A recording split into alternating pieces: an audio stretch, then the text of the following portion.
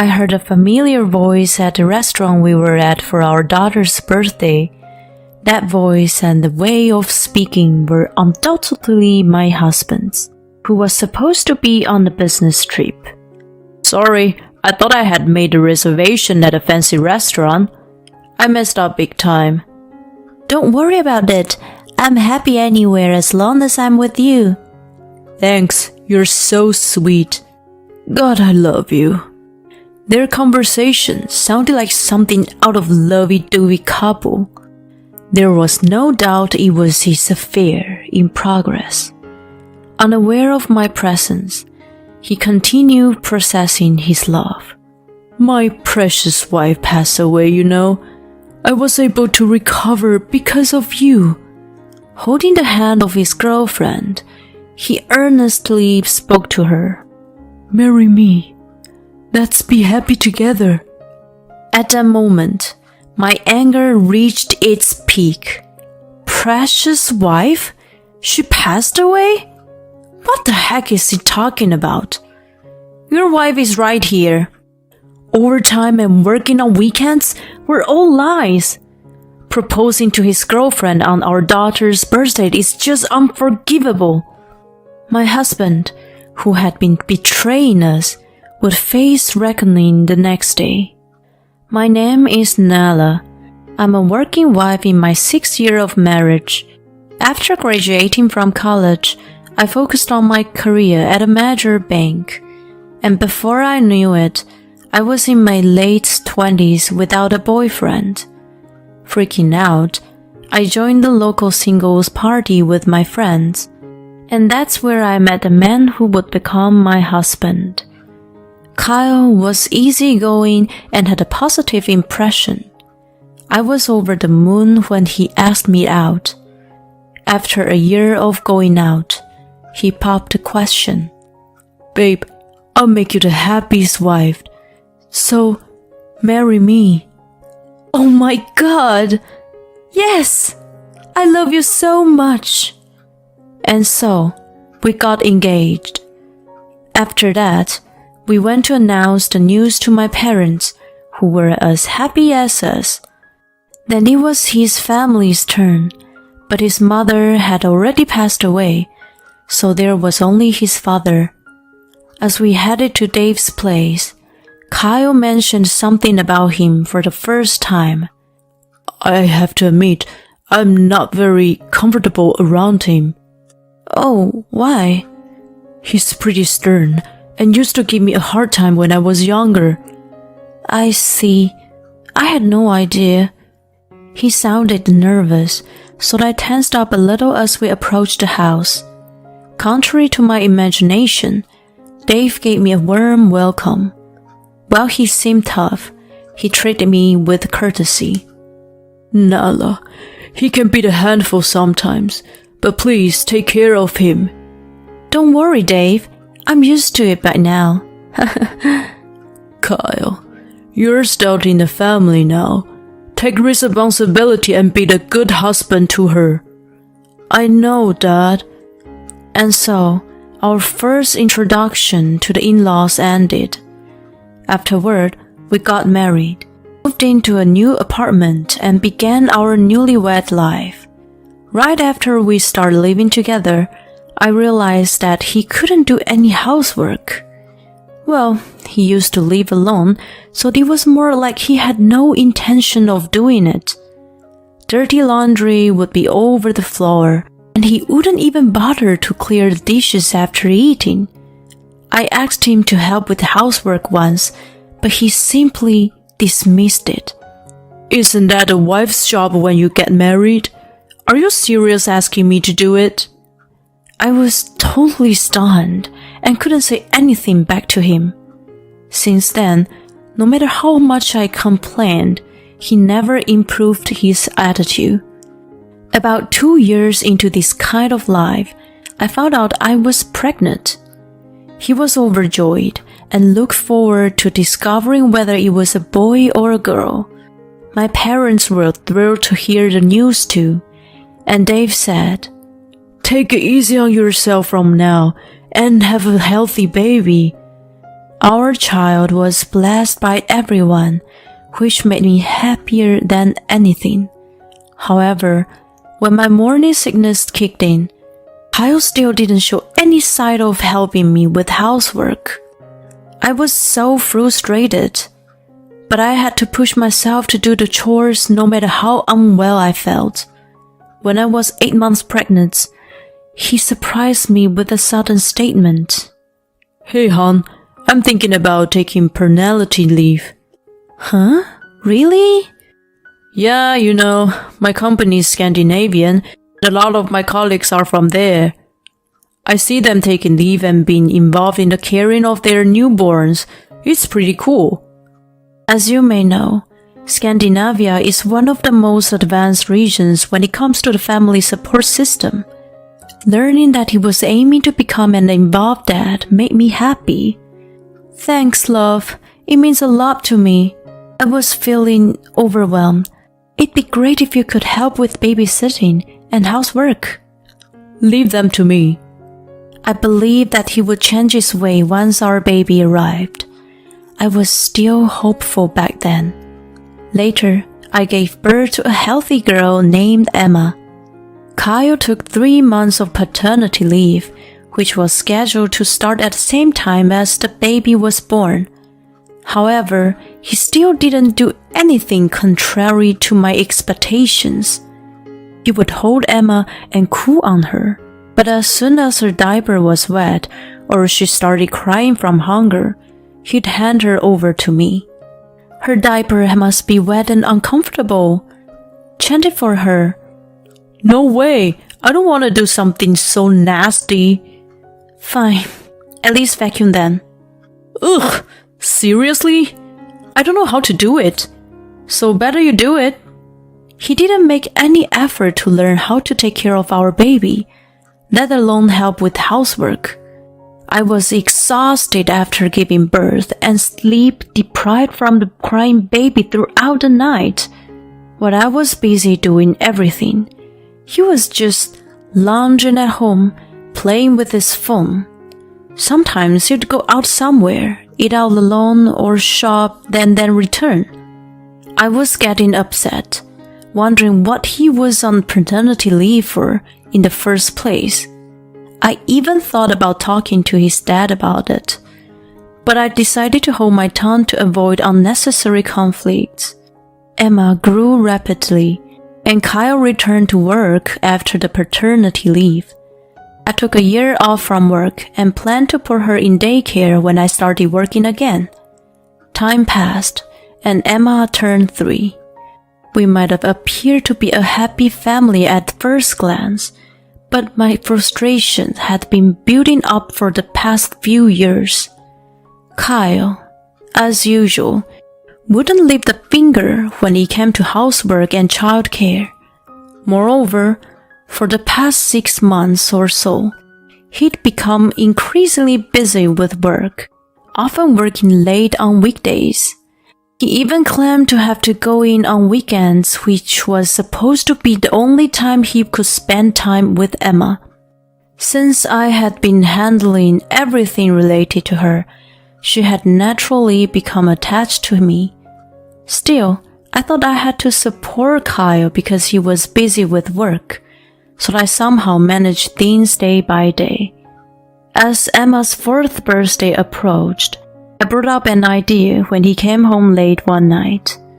"Hey honey, I want to talk to you about something." "What? I'm tired, He replied with a hint of annoyance, but I continued with a serious expression. "Emma's birthday is next Wednesday. I really want us to celebrate as a family, so can you try to come home early?" "No way! I'm swamped with work right now. Anyway, I've got a business trip that day." "Oh, come on. You've been spending no time with her for a while now. She misses you." "Yeah, right. She's always glued to you, calling for her mommy." "That's because you—" Before I could raise my voice, he interrupted, looking annoyed. "Let's drop it. I don't want to argue about it anymore." He headed off to take a shower. Left behind, I was utterly shocked. Then Emma's birthday arrived.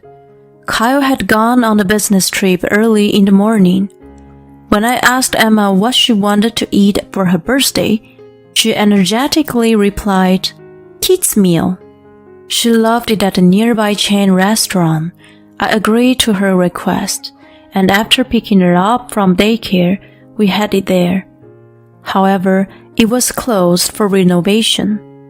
"Well, we have no choice. Let's go to a different location." And so, we ended up going to another one a bit farther away. The place was crowded, and we had to wait for about 20 minutes before being seated. "I'm really hungry." "You can eat as much as you want. We'll get some cake too." While having the conversation, I looked up, and my heart leaped out of my chest. The man sitting diagonally across with his back to us looked just like Kyle. Emma's meal was brought to her, and a pasta dish was placed in front of me. I stealthily observed the other table. Then I overheard their conversation. "I'm sorry, Monica. I made a reservation at a fancy restaurant, but I messed up the date, and now we're here." The voice and the way of speaking were undoubtedly Kyle, who was supposed to be on the business trip. Referred to as Monica, said, "Don't worry about it. I'm happy anywhere as long as I'm with you." "Thanks, you're so sweet." I was sure it was the scene of his affair. I operated my phone nervously and pressed the record button. His voice was being recorded on the phone. "I had planned to have this conversation in the proper restaurant, but..." "What is it?" "As you know, my previous wife passed away. I was able to recover because of you." "Oh, baby." Holding her hands, he said with a serious tone, "So, Monica Reed, marry me. Let's be happy together." Her eyes welled up as she responded, "Kyle, let's be happy together for your previous wife's sake too." At that moment, my anger reached its peak. Previous wife? She passed away? What the heck is he talking about? Your wife is right here. Overtime and working on weekends were all lies. Proposing to his girlfriend on our daughter's birthday is just unforgivable. "Mommy, what's wrong? You look scary." Emma's voice made me snap out of it. It's nothing. Here, have some cake." I looked up again, but they had already left the restaurant. After celebrating her birthday with a forced smile, we returned home, and I took action immediately. The next day, after finishing work, I waited for Kyle to return home. The door swung open, and he casually said, "I'm home." I stood in the hallway and immediately started acting on my plan. "Welcome back. I went to the trouble of coming back from my grave for you." "Huh?" He looked perplexed. "Grave? What are you talking about?" "Well, you said I passed away, right?" "What?" He still didn't seem to get it, so I played back the recording from the previous day. "My previous wife passed away. I was able to recover because of you. So Monica Reed, marry me. Let's be happy together." I had edited the recording to be loud and clear. His voice echoed through the hallway. At that moment, his face turned pale. "What the heck is this? Were you in that restaurant yesterday?" "Obviously. That's where I heard you saying this." "God damn it. This is an invasion of privacy." "Proposing boldly in the public place, and now you're talking about privacy?" But wait, what's the deal? I'm supposed to have passed away without knowing it? That's... I sighed as he stammered. You know, divorce is inevitable after this. I'm going to claim alimony from you, so be prepared. Divorce? Alimony? Hold on! Do you have a problem with that? I grimaced, and he blurted out with a red face. It was just a joke. A joke? Right, there's nothing going on between me and her. You can't just come after me for alimony without evidence. Then, a couple figures appeared from the living room. What? Monica? What are you doing here? And Dad too? Monica was glaring at him with an intense expression, and Dave was standing with his arms crossed, showing his anger. After I got home from the restaurant, I searched for Monica Reed on social media and contacted her, revealing everything. Judging from the conversation, I had thought she didn't know the truth. I was right. She was terribly shaken and apologized to me. I accepted her apology and asked her to help me. I also explained the situation to Dave, who rushed over. I left Emma with one of my mommy friends and ambushed Kyle with them. Jeez, Monica, he muttered as if in a daze. Then she started screaming at him. You said you were lonely because your wife passed away, right? And she's still alive. And there's even a child? What's up with that? That's... You proposed shamelessly even though you're already married. I was a fool to accept this garbage. She threw the ring box at him. It hit him square in the face, and he crouched down in pain. Ouch! What the heck are you doing? I'm going to sue you for marriage fraud. I'm coming after you for tons of money, so you better not run. She huffed and puffed. Kyle was still crouching and stared her up in bewilderment. The next to speak was Dave. You're really a fool. You betrayed Nala and Emma, and on top of that, you deceived a young woman. You're an absolute idiot who has strayed from the path. It's as pathetic as it gets. He then approached Kyle and delivered a powerful slap. There was a sharp sound, and Kyle groaned. He writhed in pain, clutching his face but not uttering a word. I watched him with a cold gaze. Come on, get up. First, apologize to Nala. Dave's face was contorted in anger as he pulled him up. Tears welled up in Kyle's eyes as he began to apologize. I'm so sorry, Nala. Please, forgive me. Please say you forgave me. Otherwise, my old man's going to... I don't even want to think about it. He trembled and hung his head down, and I gave him a tongue lashing. Who would forgive you? I don't want a husband who doesn't do any housework or childcare, and on top of that, cheats without a care in the world. We're definitely getting divorced, even if I have to fight in court. I'll make sure I get custody and alimony. Oh no. He looked dazed while Dave grabbed him by his scruffy neck and dragged him out of the house. Then Monica took my hand and apologized again. I too said I apologized for my husband's behavior. Later, my divorce with Kyle was finalized, and I gained custody of Emma. I claimed $130,000 in lump sum as alimony for his infidelity and child support.